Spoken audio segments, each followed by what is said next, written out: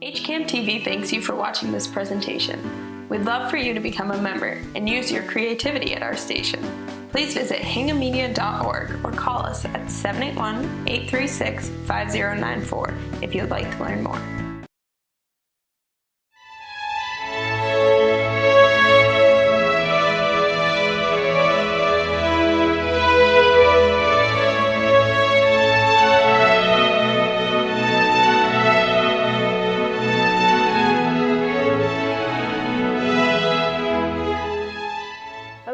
Welcome to Cooking with Love. I'm your host, Linda Verasso, and behind the camera today, per usual, we have Fred Hickson, and also with Fred today we have Chris Dolan back there too. We are once again at the beautiful studios, relatively new studios, of the Hingham Cable Access Channel, and we're very fortunate to have such a great setup, and I love cooking here, and today we're going to do a few things that I think you're going to enjoy too. Now, when you think of Italian cooking, there's a number of things that probably pop right into your head. And I'm going to guess that one of the top three is probably Cacciatore. And today, that's what we're going to be making. We're going to start by making actually an accompaniment to that, which is also something you think about often with Italian cooking, and that's bread. We're going to be making some focaccia bread, which is what I have read here and ready to go. And we're going to jump right into that in just a second, but we're going to make focaccia bread, we're going to cook that, and then I'm going to show you how we make at least my version of chicken cacciatore. I'm sure, as you can imagine, there's probably as many versions of cacciatore as there is people in Italy.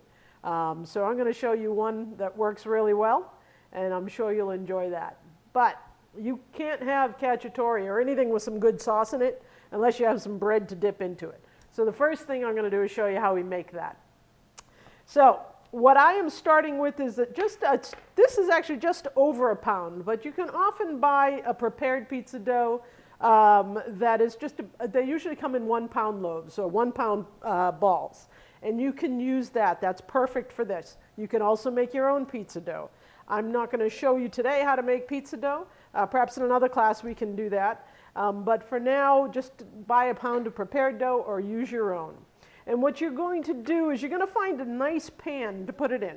This is, as you can probably tell from looking at it, a well-loved pan. This has been seasoned time and time again.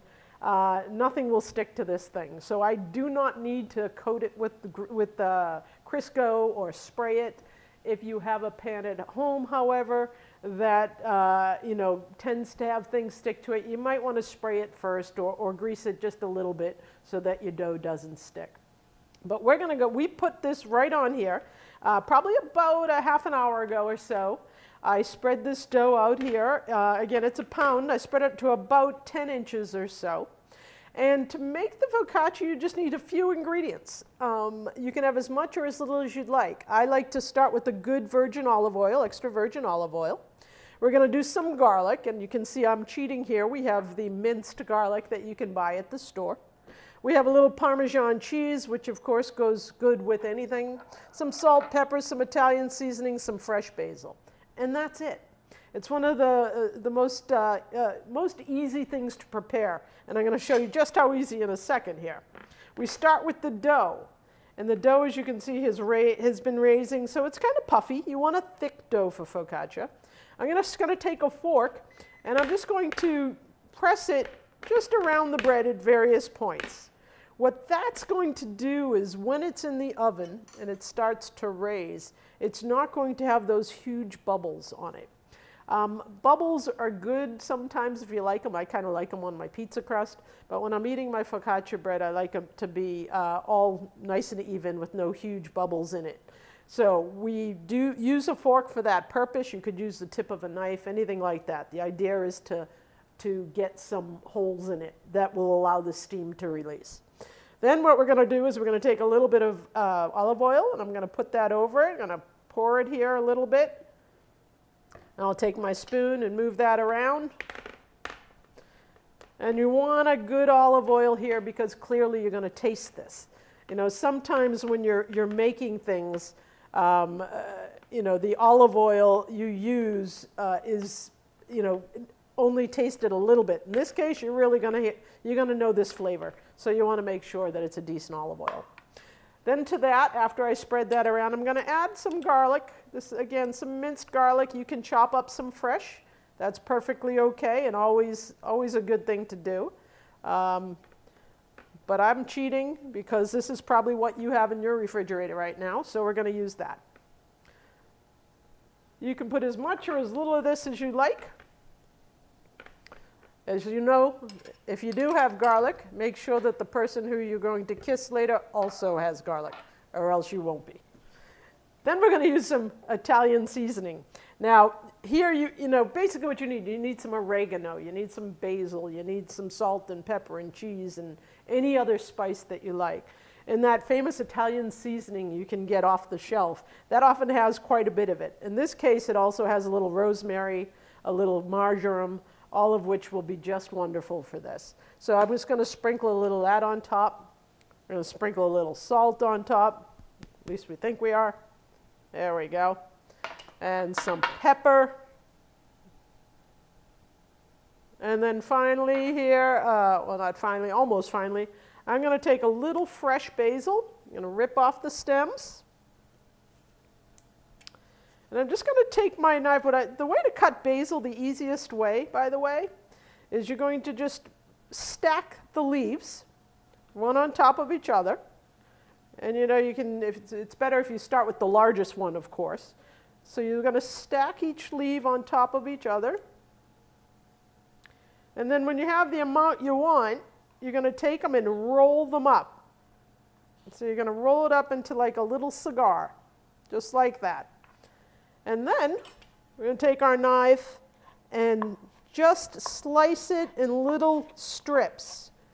This is actually called chiffonade, which is the French word for little ribbons, because that's kind of what it looks like when it's all said and done. You get these little bits, these little strips that we will be putting on our bread. Then I'm just going to take my knife, cut right back through it, and you have perfectly chopped basil without any issue at all.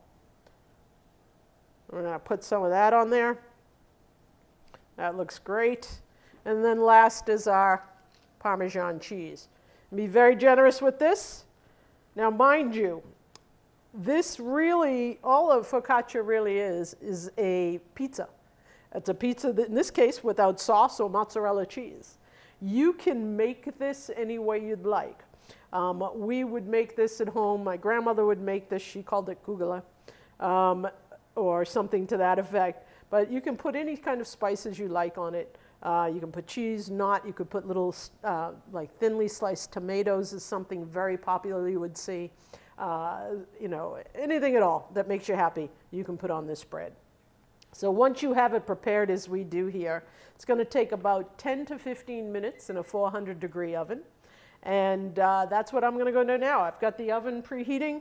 I'm going to pop this in. It's going to take about 10-15 minutes. And while I do that, we're going to take a quick break, and I'll set it up so I can show you how we make that cacciatore. Okay, so now we have our bread in the oven, and what you can't see or smell is how amazing it smells right now.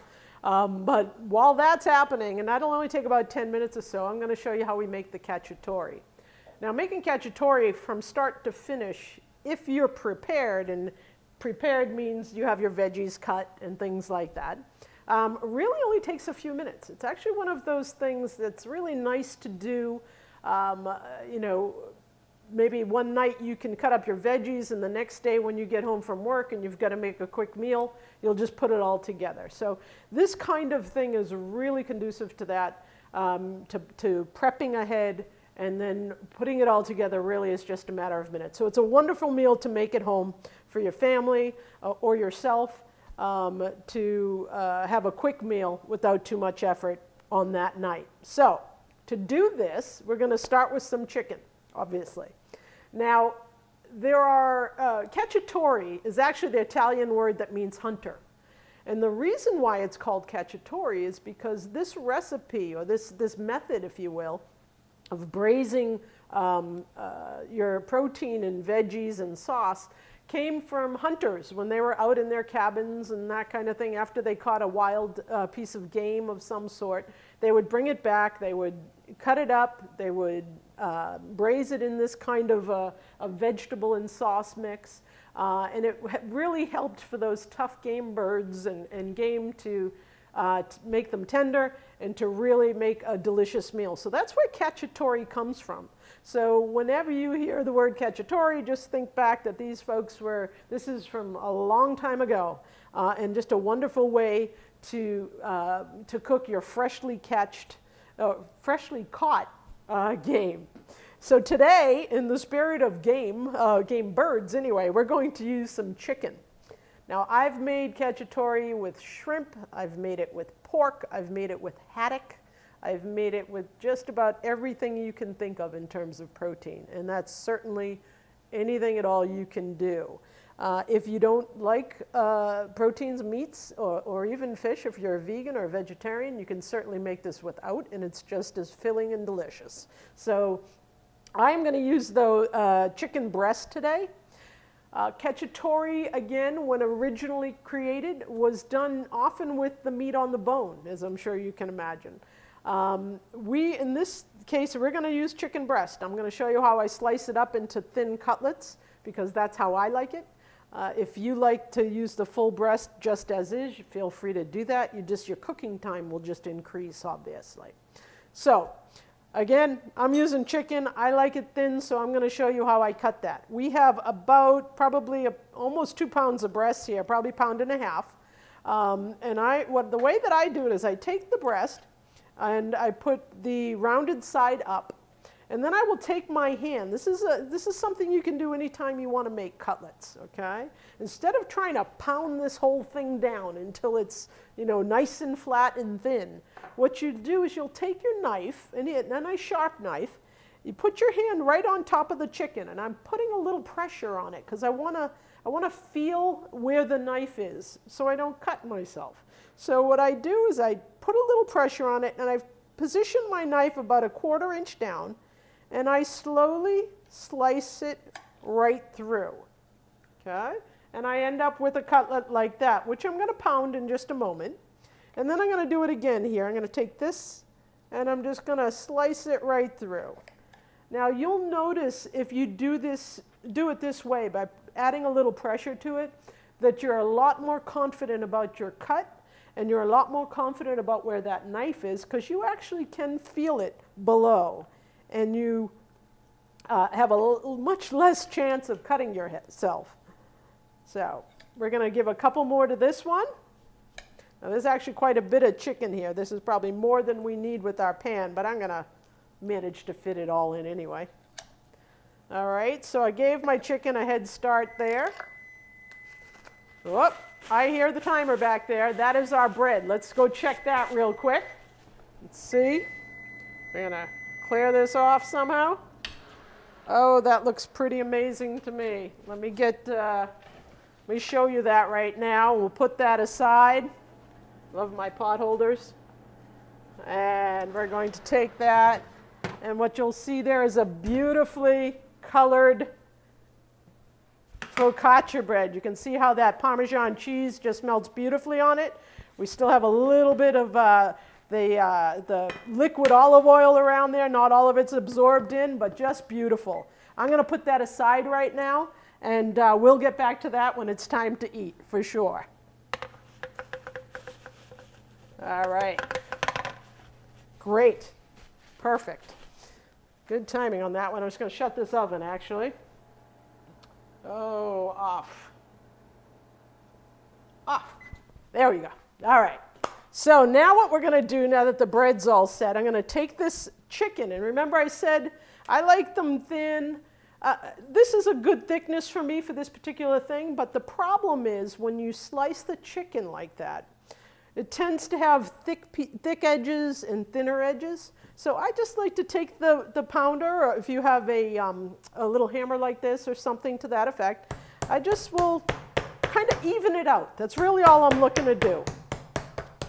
So it's not, I'm not whacking it really hard. I'm just trying to even out those sides that are thicker than others. You can see perhaps right here, this is a little thicker than this edge. So let's just give it a little help. Doesn't take a lot of effort, doesn't take a lot of strength, it just, you just kind of feel where it might be a little thicker than others, and then go ahead and give it a little pound. Usually the top of the breast has a coating, that I don't know what it's made out of. It's not the skin, but it's very shiny. I'm sure you're all familiar with it who have cooked before. That can be a little tougher. So you kind of want to make sure that on that side of the cutlet, you do pound the whole thing, even just a little. It helps tenderize that piece of it a bit. Almost done here. Another couple pieces.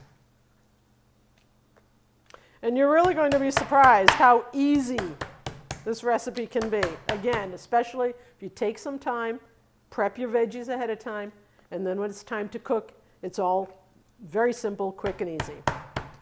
I'm flying chicken around here. Okay, see that was the shiny side you might have noticed, and you see how it's even shinier than something like that, and that's what I want to just tenderize a little bit. You've probably all cooked chicken. When you put it in the pan, it kind of curls up. That's because of that. And you want to, by pounding it, that helps that quite a bit. So now I'm just going to cut these more into single serving size pieces. Now your single serving might be just fine this big, but I think for ease of putting it in the pan and cooking, I'm just going to cut these in half real quick. Great. All right. Let me just rinse my hands real quickly. Alrighty then, now what we're going to do is we're going to come over to our stove, our wonderful new induction oven and stove. I'm going to put it up pretty high. There's some olive oil in the pan that I put in there just a little bit ago. You can see I'm just coating the pan with it. You don't want to have to go too heavy. We're not looking to deep fry anything here. I've got the heat on relatively high.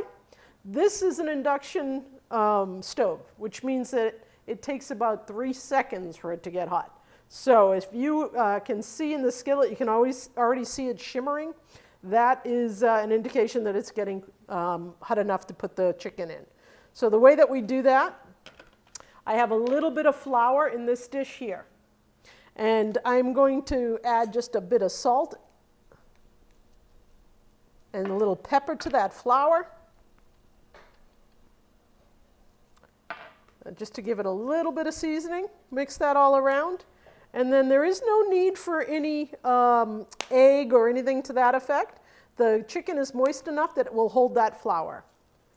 So we're just going to dredge this. That's what this is referred to, dredging it in flour. I'm going to place it in the pan. You can see it's already starting to sizzle. Didn't take any time at all to get hot. Now I'm not really cooking this all the way through right now. This is actually done in 2 steps.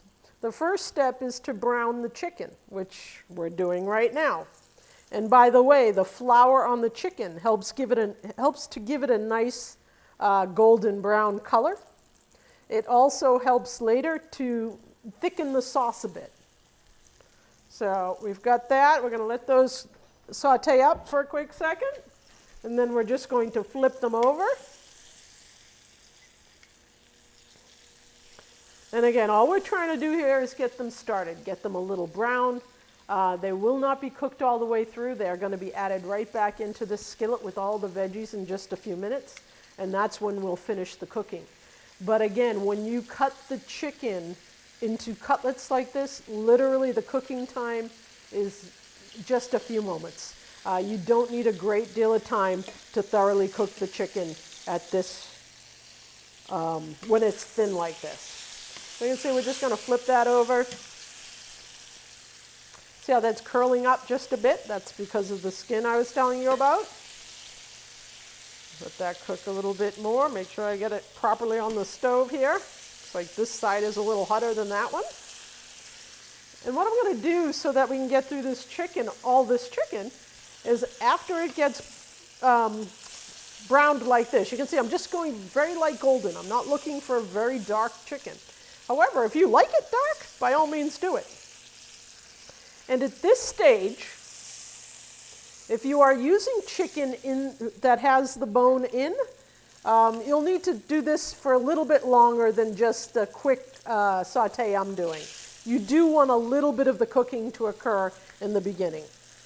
So maybe just another few minutes on each side. If you're doing a drumstick, just kind of turn it all around so the entire thing is actually browned all around. And again, you will be putting it back in later. Obviously, this is not fully cooked. You'll be putting it back in later to finish the cooking. Just 2 more pieces here.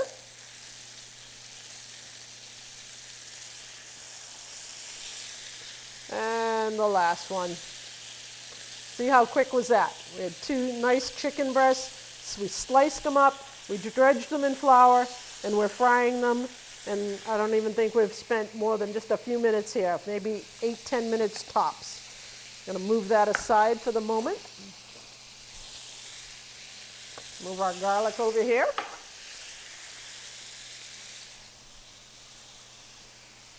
And then we're going to finish this chicken up. Move that one aside.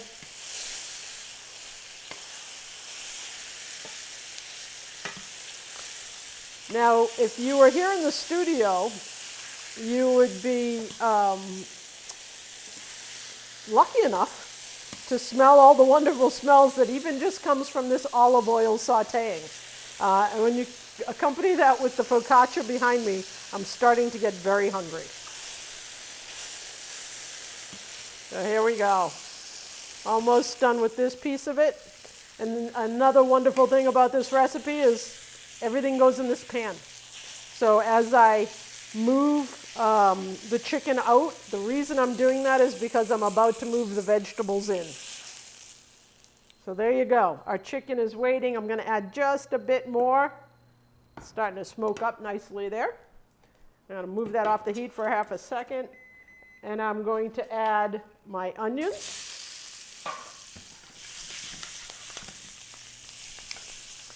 Now, if you can see, I like the onions in chunks. You want to have some chunky vegetables in this. That's part of the wonderful, part of the dish and the recipe, is that you do have these beautiful chunks of vegetable. We're going to add into it also the peppers. Now, that's just 1 red bell pepper. That was 1 medium yellow onion. And I'm going to add 1 green bell pepper to it.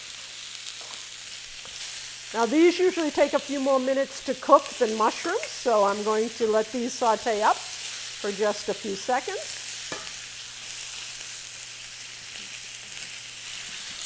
I can't help but shake the pan, so I'll do that.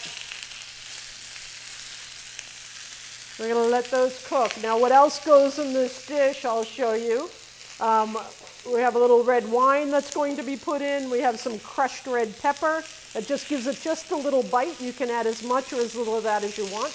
We have some fresh basil we'll do at the very end. Some more mushrooms. And then what we'll have is some diced tomatoes. In this case, I'm just using about a 15-ounce can of diced tomatoes. If you want to use fresh tomatoes, you can certainly do that. What you're going to do is chop up probably about 1.5 cups of tomatoes. And then you want to add a little bit of chicken stock or juice to that. Woo, we're really having some good sizzle here. All right, let's add this and get some juice in it so that stops smoking there. That's about 6-7 ounces of mushrooms, all sliced. As you can tell, that alone is a wonderful dish, right? That would be a wonderful side dish to have. I'm going to add to this a little bit of red wine, let that cook off.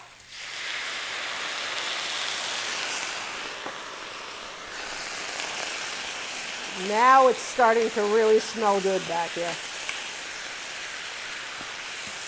So that was about 1/4 cup of red wine. Let's turn down this heat just a bit. Probably can't even see me anymore. We're going to add some tomatoes and the juice that goes with them.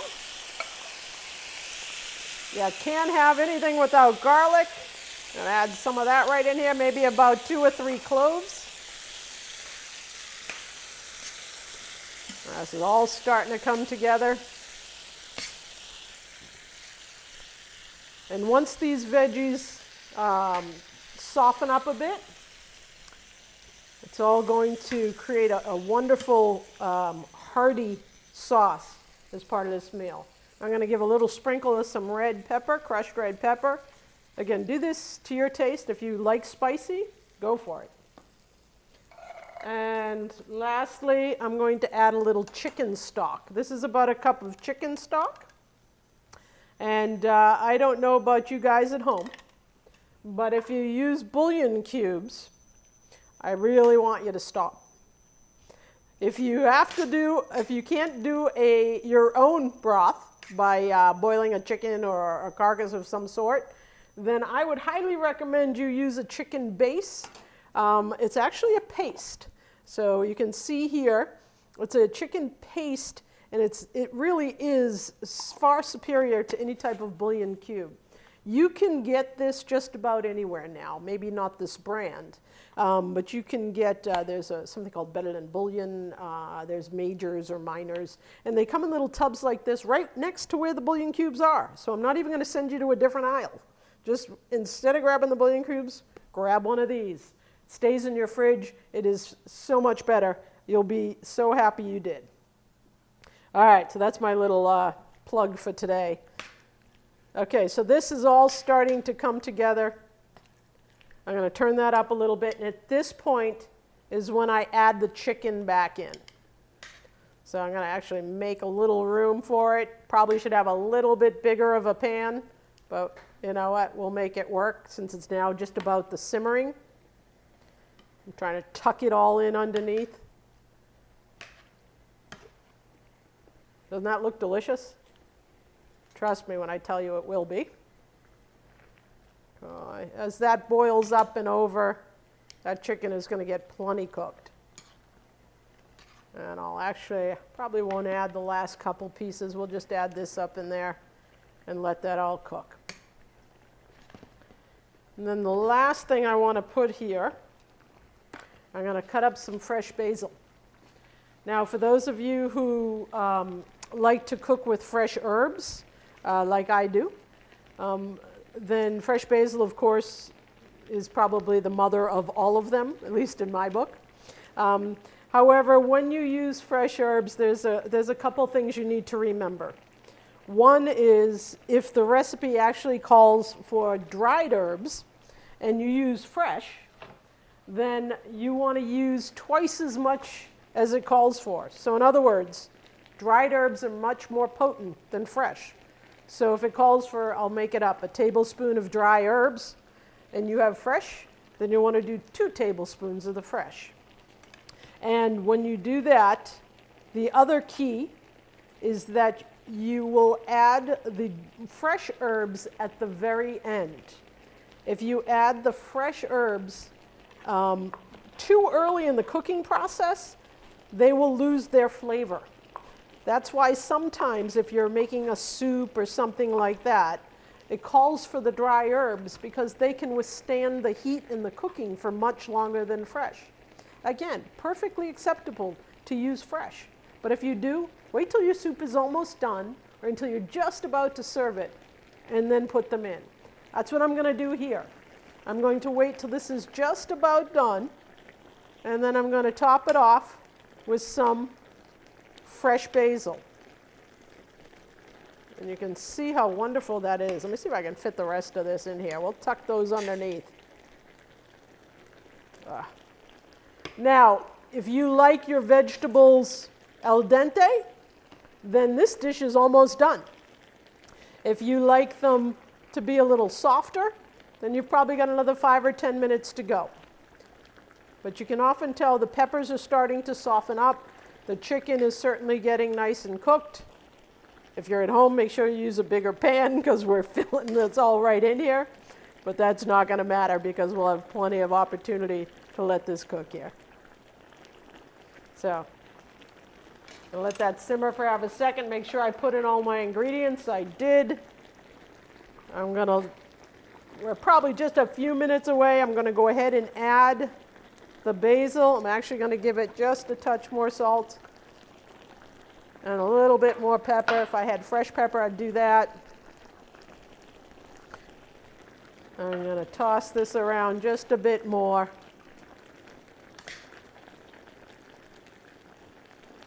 And now what I'm going to do is I'm going to let this simmer for probably another 5 or 6 minutes.